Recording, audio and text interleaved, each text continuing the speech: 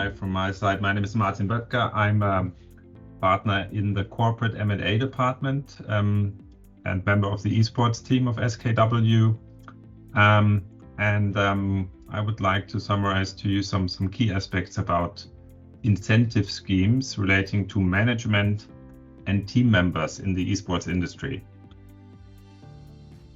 So the overview is about key motives, the why of the incentive scheme, the considerations you have to make before you put up a scheme, and the key aspects and different types of an incentive scheme in all types of esports businesses, such as publishers, leagues, team managers, sponsors, media businesses, also investors. With respect to investors, I will give you a little note later.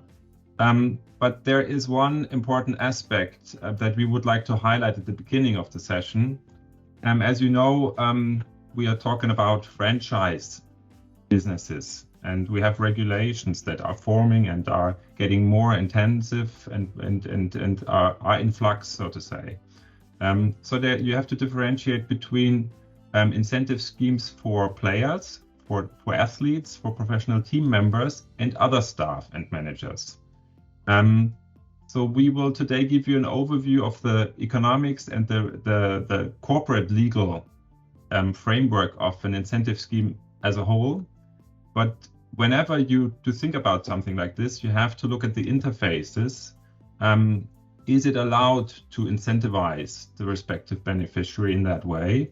Or is it restricted under the rule books of the respective league, for example? Like if you look into the LEC rule book or the ESL regulations, there's a scheme that has built up, like in ordinary sports, principles of multiple ownership, for example, and conflicts of interest and integrity in sports.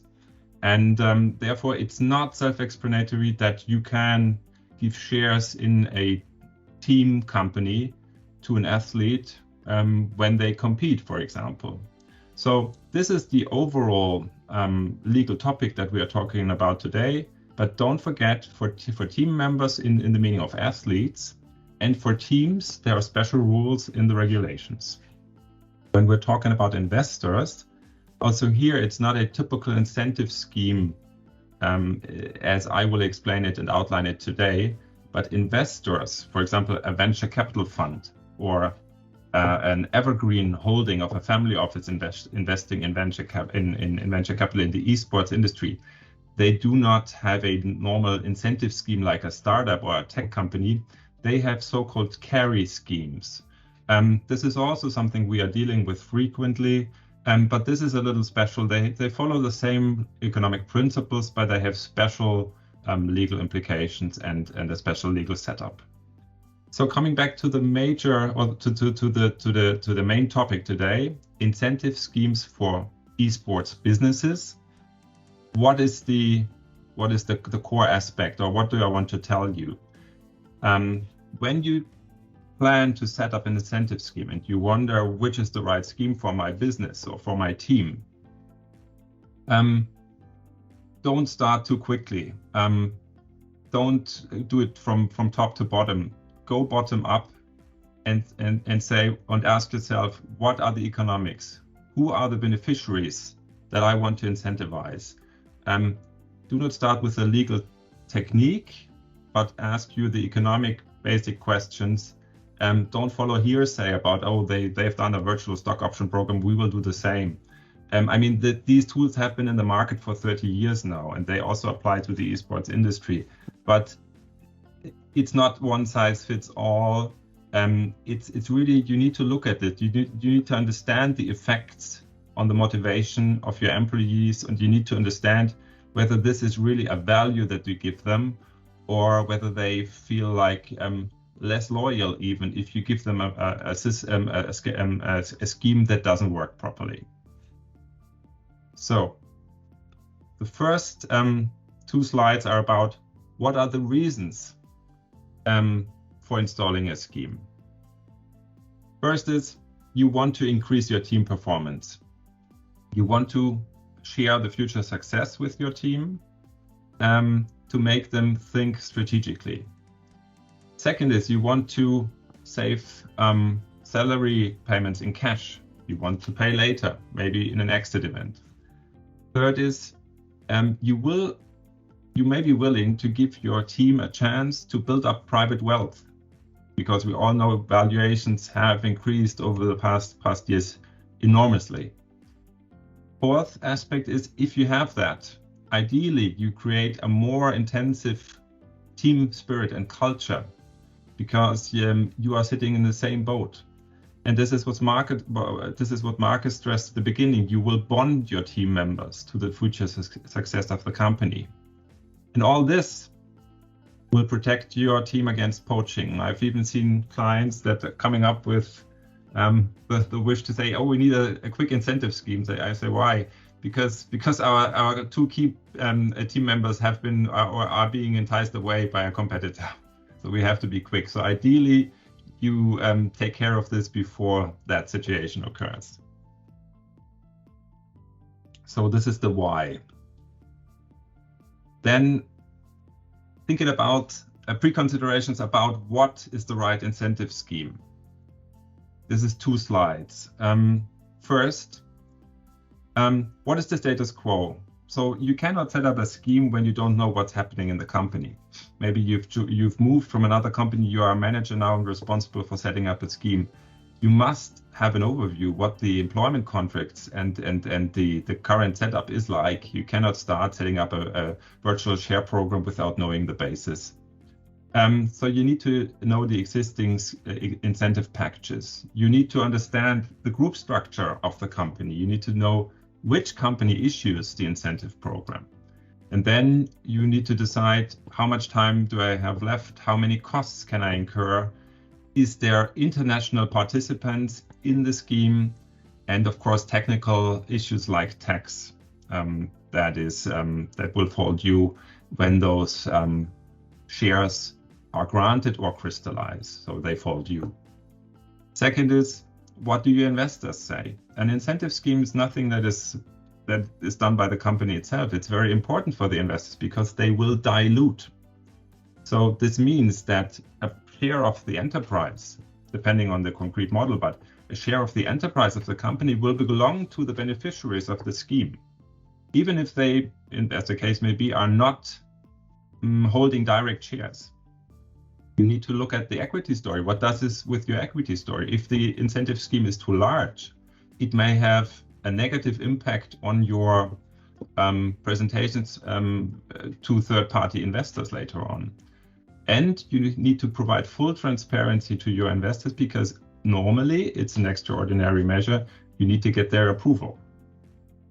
Third, you need to closely review who will get an incentive.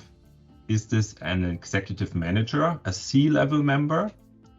Is this a board member, like an advisory board member? Or is this my key software developer or normal employees or freelancers? This, as I will tell you on the next slides, there is maybe a difference in the structure. And lastly, as indicated at the beginning, athletes is a different story. So there you have regulatory frameworks and restrictions. For example, if you incentivize an athlete and he leaves you and he signs up in a new firm, in a new team, you cannot have 2 participations in 2 teams. That's not possible in principle. So you need to even more closely monitor that you have the respective tools, instruments in place to be compliant with the regulatory framework. Then a key decision you have to make is, do you want to have short-term rewards or do you want to incentivize mid or long-term?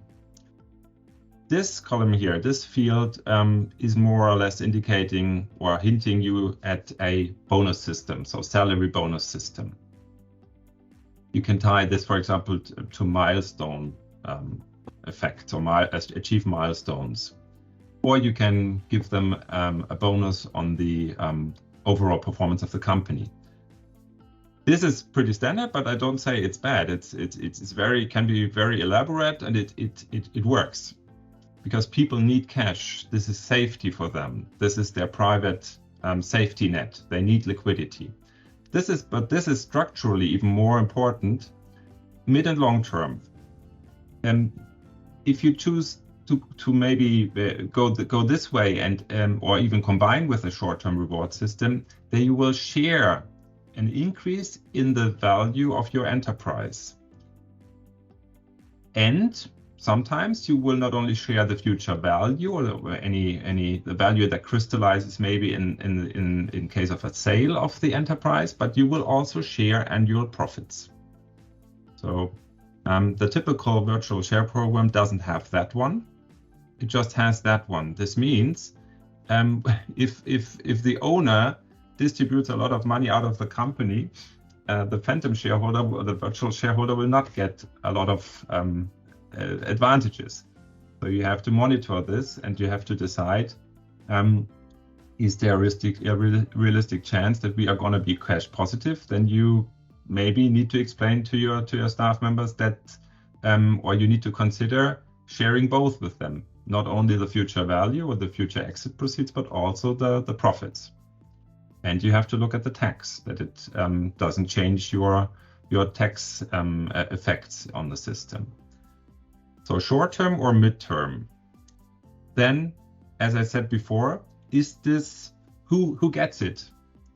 And a basic decision is, will you make it tailor-made and more entrepreneurial, like partnership structure, or partner-like structure, or will you have the more standard tool? If you make it entrepreneurial, this is more for C-level and senior management, then it typically, or it may require an investment in the company. It is a little bit more complex than the typical standard incentive for the overhead team, for the staff. But the good thing is it is absolutely tax optimized. So in an exit, it will not trigger any tax if structured correctly. This is not that the state gives a donation, but this is due to the fact that if you sell shares in a business and you have a holding company holding the shares, that for the in the meantime, before you distribute on private level, you don't pay tax. So don't get me wrong, it's not that you get any donations from the state, but you can optimize in terms of tax, but only if you have an entrepreneurial structure. So what does this mean? Coming to the key types of incentive models. This is again 2 slides. These are the most relevant ones. The first one I've already mentioned, bonus scheme.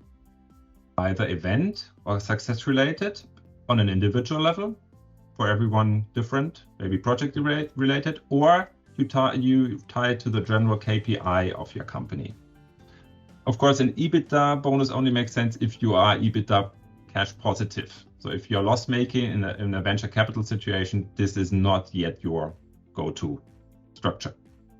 Then these are for us the 2 most interesting ones. This is an equity share incentive scheme. This is mostly for C-level managers or senior managers. This means that they really get stock in the company. And this gives them a share in the current value and the future value of the company. So typically it requires an investment, and the investment can be high. If the share is valuable and they don't pay in an investment, it would be taxable. It would be salary, indirect. It would be hidden salary. So that doesn't make sense apparently.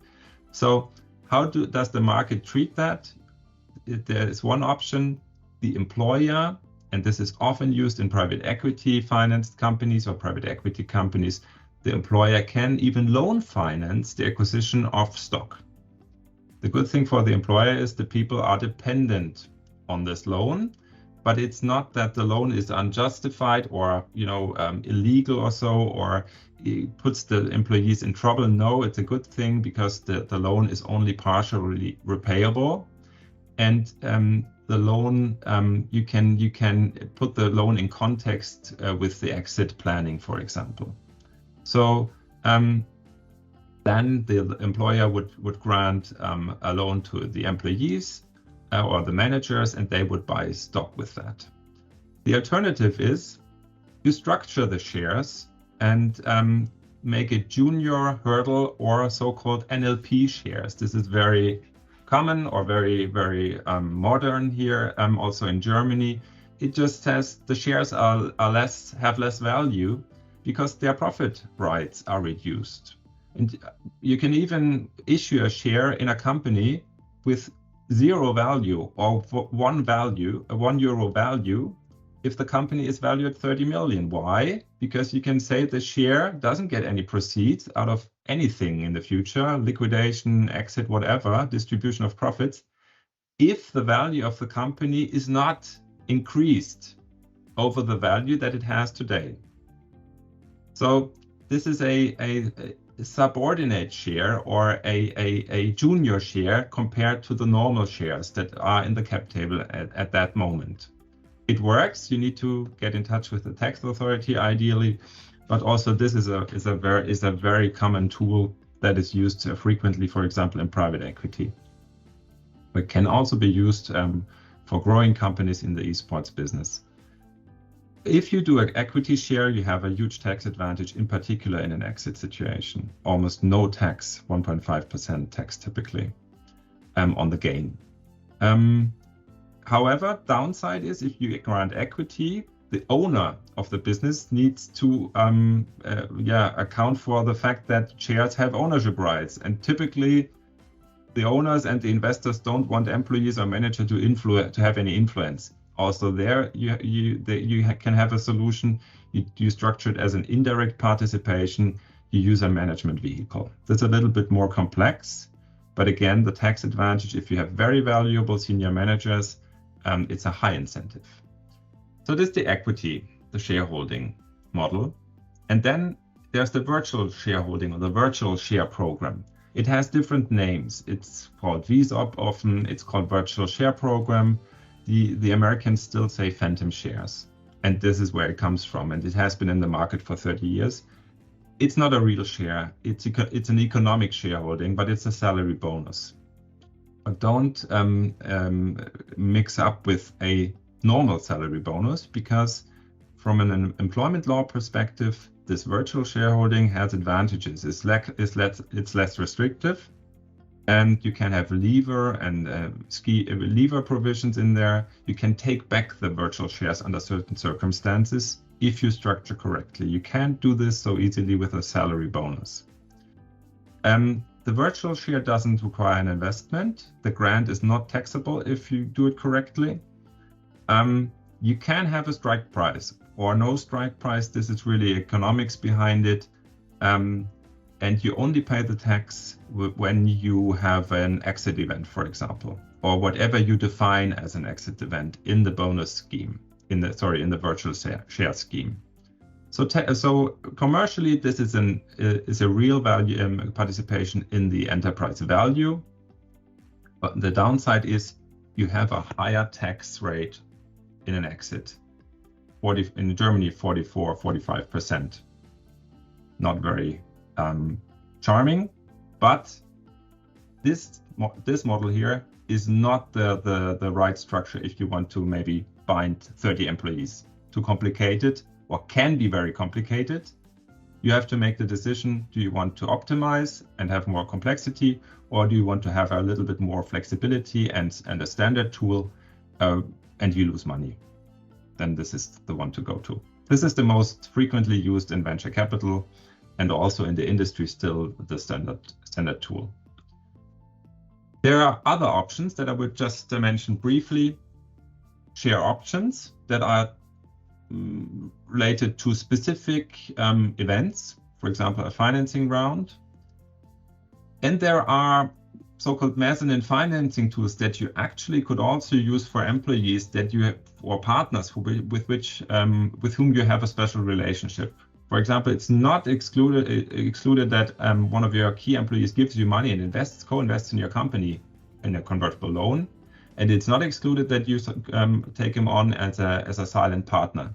Silent partner is also can also be structured as a commercial equity tool, and is more tailor-made and doesn't have influential rights like an open shareholding. And then last but not least, if you have a strong tie or a long-term relationship with your owner, he may give you a sub-participation on his share. So this means you and he or she, you enter into an agreement that he shares the profits out of his or her share. So again, these are the most frequently used tools.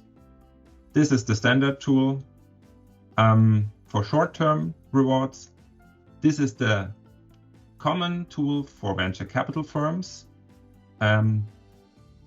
which is tax-wise not favorable, but and it's not as a standard contract that you can use once for all times.